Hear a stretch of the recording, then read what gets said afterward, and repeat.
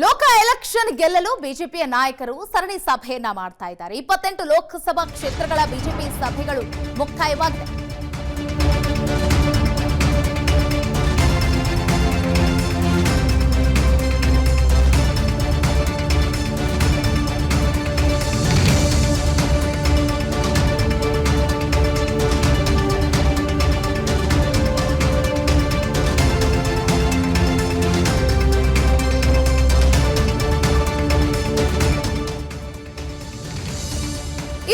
ಲೋಕಸಭಾ ಕ್ಷೇತ್ರಗಳ ಬಿಜೆಪಿ ಸಭೆಗಳು ಮುಕ್ತಾಯವಾಗಿದೆ. ತಡ ಮಾಡದೆ ಅಭ್ಯರ್ಥಿಗಳನ್ನು ಘೋಷಿಸುವಂತೆ ವಿಜಯೇಂದ್ರಗೆ ಸಲಹೆ ಬಂದಿದೆ. ಸಭೆ ಬಳಿಕ ಬಿಜೆಪಿ ರಾಜ್ಯಾಧ್ಯಕ್ಷ ವಿಜಯೇಂದ್ರ ಪ್ರತಿಕ್ರಿಯೆಯನ್ನು ಕೊಟ್ಟಿದ್ದಾರೆ. ವಿಧಾನಸಭೆಯಲ್ಲಿ ಹಿನ್ನಡೆಯಾದರೂ ಈಗ ಬದಲಾವಣೆಯಾಗಿದೆ. ಮತ್ತೊಮ್ಮೆ ಬಿಜೆಪಿ ಅಧಿಕಾರಕ್ಕೆ ಬರುವ ವಾತಾವರಣ ಏರ್ಪಟ್ಟಿದೆ. ಸುವರ್ಣ ಅಕ್ಷರದಲ್ಲಿ ಬರೆದಿಡುವ ಫಲಿತಾಂಶ ಮುಂದೆ ಬರಲಿದೆ ಅಂತ ಹೇಳಿದ್ದಾರೆ. ಒಗ್ಗಟ್ಟಾಗಿ ಯಶಸ್ವಿಯಾಗಿ ನಾವು ಚುನಾವಣೆಯನ್ನು ಎದುರಿಸ್ತೇವೆ. ನಾನು ಆದಷ್ಟು ಬೇಗ ವರಿಷ್ಠರನ್ನ ಭೇಟಿ ಮಾಡ್ತೀನಿ ಅಂತ ಬಿವೈ ವಿಜಯೇಂದ್ರ ಹೇಳಿದ್ದಾರೆ.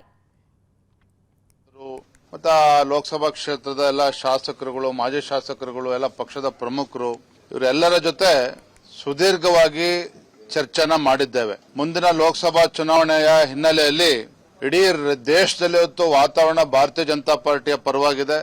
ರಾಜ್ಯದಲ್ಲೂ ಸಹ ಕಳೆದ ವಿಧಾನಸಭಾ ಚುನಾವಣೆಯಲ್ಲಿ ಭಾರತೀಯ ಜನತಾ ಪಾರ್ಟಿಗೆ ಹಿನ್ನಡೆ ಆಗಿದ್ರೂ ಸಹ ಪ್ರಸ್ತುತ ಸನ್ನಿವೇಶದಲ್ಲಿ ಸಾಕಷ್ಟು ಬದಲಾವಣೆಗಳು ಆಗಿದೆ. ಇಡೀ ದೇಶದಲ್ಲಿ ಇವತ್ತು ನರೇಂದ್ರ ಮೋದಿಜಿ ಪರವಾದಂತ ಒಂದು ಅಭಿಪ್ರಾಯ ಮತ್ತು ಮೋದಿಜಿಯವರ ಜನಪ್ರಿಯತೆ, ಕೇಂದ್ರದಲ್ಲಿ ಮತ್ತೊಮ್ಮೆ ಭಾರತೀಯ ಜನತಾ ಪಾರ್ಟಿ ಸರ್ಕಾರ ಅಧಿಕಾರಕ್ಕೆ ಬರಬೇಕು, ಮೋದಿಜಿಯವರು ಪ್ರಧಾನಮಂತ್ರಿ ಆಗಬೇಕು ಅನ್ನೋ ಒಂದು ವಾತಾವರಣ ನಿರ್ಮಾಣ ಆಗಿದೆ. ಕರ್ನಾಟಕ ರಾಜ್ಯದಲ್ಲೂ ಕೂಡ ಅದಕ್ಕೆ ಪೂರಕವಾಗಿ ಇವತ್ತು ವಾತಾವರಣ ನಿರ್ಮಾಣ ಆಗಿದೆ.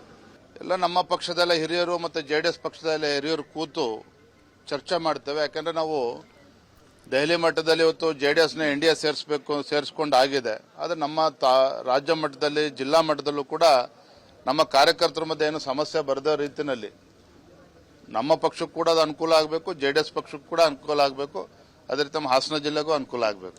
ನಾನು ಭೇಟಿ ಮಾಡ್ತೇನೆ, ಎಲ್ಲರೂ ಭೇಟಿ ಮಾಡಿ, ಸುಮಲತಾ ಅವ್ರನ್ನು ಕೂಡ ಭೇಟಿ ಮಾಡ್ತೇನೆ. ಅವರ ಎಸ್ ಕುರಿತಾಗಿ ಇನ್ನಷ್ಟು ಡೀಟೇಲ್ಸ್ ಕೊಡ್ತಾರೆ ನಮ್ಮ ಪ್ರತಿನಿಧಿ ಸಂಜಯ್.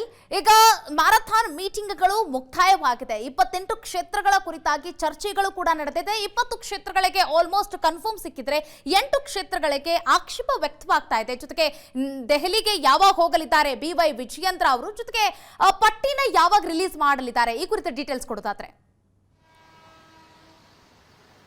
ಶ್ವೇತಾ, ಬಹಳ ಪ್ರಮುಖವಾಗಿ 2024ರ ಲೋಕ ಸಮರಕ್ಕೆ ಬಿಜೆಪಿ ದೇಶಾದ್ಯಂತ ಸಜ್ಜು ಹಾಕ್ತಾ ಇರತಕ್ಕಂಥದ್ದು. ಅದೇ ಹಿನ್ನೆಲೆಯಲ್ಲಿ ಕರ್ನಾಟಕವೂ ಸಹ ಸಜ್ಜಾಗಬೇಕಾಗಿರ್ತಕ್ಕಂಥದ್ದು.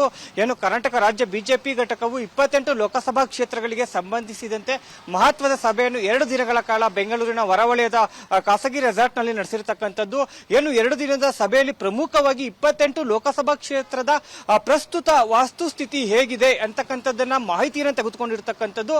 ಅಂತಂದ್ರೆ ಒಟ್ಟಾರೆ ಮಾಜಿ ಶಾಸಕರು ಜೊತೆಗೆ ಹಾಲಿ ಶಾಸಕರು, ಪಕ್ಷದ ಜಿಲ್ಲಾಧ್ಯಕ್ಷರು, ಪ್ರಮುಖ ಮುಖಂಡರನ್ನ ಈ ಸಭೆಗಳಿಗೆ ಆಹ್ವಾನ ಕೊಟ್ಟು ಅವರಿಂದ ಒಂದಷ್ಟು ಮಾಹಿತಿಯನ್ನು ತರಿಸಿಕೊಂಡಿರ್ತಕ್ಕಂಥದ್ದು. ಜೊತೆಗೆ ಹಾಲಿ ಸಂಸದರು ಸಹ ಸಭೆಯಲ್ಲಿ ಭಾಗವಹಿಸಿದ್ರು. ಏನಿದೆ ಈಗಿನ ಪರಿಸ್ಥಿತಿ ಅಂತಕ್ಕಂಥ ಒಟ್ಟಾರೆ ಮಾಹಿತಿಯನ್ನು ತರಿಸಿಕೊಂಡಿರ್ತಕ್ಕಂಥದ್ದು. ಯಾಕಂತಂದ್ರೆ ಒಂದು ಚುನಾವಣೆ ಎದುರಿಸುವ ಮುಂಚೆ ಮಾಹಿತಿಯನ್ನು ತೆಗೆದುಕೊಳ್ತಕ್ಕಂಥದ್ದು ಬಹಳ ಮುಖ್ಯ ಆಗಿರ್ತಕ್ಕಂಥದ್ದು. ಅದೇ ರೀತಿ ಇಂದಿನ ಸಭೆಯಲ್ಲಿ ಯಾರೂ ಸಹ ಅಭ್ಯರ್ಥಿ ವಿಚಾರವಾಗಿ ಚರ್ಚೆಯನ್ನ ಮಾಡಿಲ್ಲ. ಆದ್ರೆ ಏನೆಲ್ಲ ಸಲಹೆಗಳನ್ನ ಕೊಡಬಹುದು, ನಾವು ಗೆಲ್ಲಲಿಕ್ಕೆ 28 ಕ್ಷೇತ್ರಗಳನ್ನ ಗೆಲ್ಲಲಿಕ್ಕೆ ಯಾವ ರೀತಿಯ ಸಲಹೆಗಳನ್ನ ಕೊಡಬಹುದು ಅಂತಕ್ಕಂಥದ್ದನ್ನ ಪ್ರತಿಯೊಂದು ಲೋಕಸಭಾ ಕ್ಷೇತ್ರದಿಂದ ಮಾಹಿತಿಯನ್ನು ತೆಗೆದುಕೊಂಡಿರ್ತಕ್ಕಂಥದ್ದು. ಮೂಲಗಳ ಪ್ರಕಾರ 2 ರಿಂದ 3 ಕ್ಷೇತ್ರಗಳು ಮೈತ್ರಿಗೆ ಹೋದ್ರೆ ಇನ್ನು 25 ಕ್ಷೇತ್ರಗಳಲ್ಲಿ ಬಹುತೇಕ 18ರಿಂದ 20 ಕ್ಷೇತ್ರಗಳಿಗೆ ಬಿಜೆಪಿಯ ಹಾಲಿ ಸಂಸದರಿಗೆ ಟಿಕೆಟ್ ನೀಡುವ ಸಾಧ್ಯತೆಗಳು ಹೆಚ್ಚಾಗಿದೆ. ಇನ್ನು 4 ರಿಂದ 5 ಕ್ಷೇತ್ರಗಳು ಈಗಾಗಲೇ ನಾವು ಸ್ಪರ್ಧೆ ಮಾಡಲ್ಲ, ಜೊತೆಗೆ ನಾನಾ ಕಾರಣಗಳಿಂದ ಅವರು ಸ್ಪರ್ಧೆಯಿಂದ ಹಿಂದೆ ಸರಿದಿದ್ದಾರೆ. ಅಂತಹ ಕ್ಷೇತ್ರಗಳಿಗೆ ಮಾತ್ರ ಹೊಸ ಮುಖಗಳನ್ನ ಹುಡುಕಬೇಕಾಗಿರ್ತಕ್ಕಂಥದ್ದು. ಈ ಒಂದು ನಿಟ್ಟಿನಲ್ಲಿ ಏನು ಇಂದಿನ ಸಭೆ ನಡೀತಾ, ಸಭೆಯ ಸಂಪೂರ್ಣ ವಿವರನ್ನ ಹೈಕಮಾಂಡ್ಗೆ ವಿಜಯೇಂದ್ರ ಅವರು ತಲುಪಿಸ್ತಾರೆ. ಅನಂತರ ಒಂದಷ್ಟು ಮಾಹಿತಿಗಳನ್ನ ಹೈಕಮಾಂಡ್ ರಾಜ್ಯದಿಂದ ತೆಗೆದುಕೊಂಡು ಹೈಕಮಾಂಡ್ ಸಪರೇಟ್ ಒಂದು ಸರ್ವೆಯನ್ನ ಮಾಡುತ್ತೆ. ತದನಂತರವೇ ಏನು 28 ಲೋಕಸಭಾ ಕ್ಷೇತ್ರದ ಒಂದು ಅಭ್ಯರ್ಥಿಗಳ ಘೋಷಣೆ ಆಗ್ತಕ್ಕಂಥದ್ದು. ಅದು ಫೆಬ್ರವರಿಯ ಮೊದಲ ವಾರದಲ್ಲಿ ಆಗುವ ಸಾಧ್ಯತೆಗಳು ಇರ್ತಕ್ಕಂಥದ್ದು. ಜೊತೆಗೆ ಜೆಡಿಎಸ್ ನ ಮೈತ್ರಿ ಆಗಿರೋದ್ರಿಂದ ಅವರ ಅಭಿಪ್ರಾಯವನ್ನು ಸಹ ಕೇಳಬೇಕಾಗಿರ್ತಕ್ಕಂಥದ್ದು. ಶ್ವೇತಾ, ಓಕೆ, ಧನ್ಯವಾದ ಸಂಜಯ್ ತಮ್ಮೆಲ್ಲ ಡೀಟೇಲ್ಸ್ಗಾಗಿ. ಅನುಕ್ಷಣದ ಸುದ್ದಿಗಳಿಗಾಗಿ ವಿಸ್ತಾರ ನ್ಯೂಸ್ ಯೂಟ್ಯೂಬ್ ಚಾನೆಲ್ ಸಬ್ಸ್ಕ್ರೈಬ್ ಮಾಡಿ. ಹೊಸ ಸುದ್ದಿಗಳ ನೋಟಿಫಿಕೇಶನ್ಗಾಗಿ ಬೆಲ್ ಐಕಾನ್ ಕ್ಲಿಕ್ ಮಾಡಿ. ಲೇಟೆಸ್ಟ್ ಅಪ್ಡೇಟ್ಸ್ಗಾಗಿ www.vistaranews.com ವೆಬ್ಸೈಟ್ಗೆ ವಿಸಿಟ್ ಮಾಡಿ. ಅಂಗೈಯಲ್ಲೇ ಜಗತ್ತಿನ ಸುದ್ದಿ ತಿಳಿಯಲು ವಿಸ್ತಾರ ನ್ಯೂಸ್ ಕನ್ನಡ ಆಪ್ ಡೌನ್ಲೋಡ್ ಮಾಡಿ.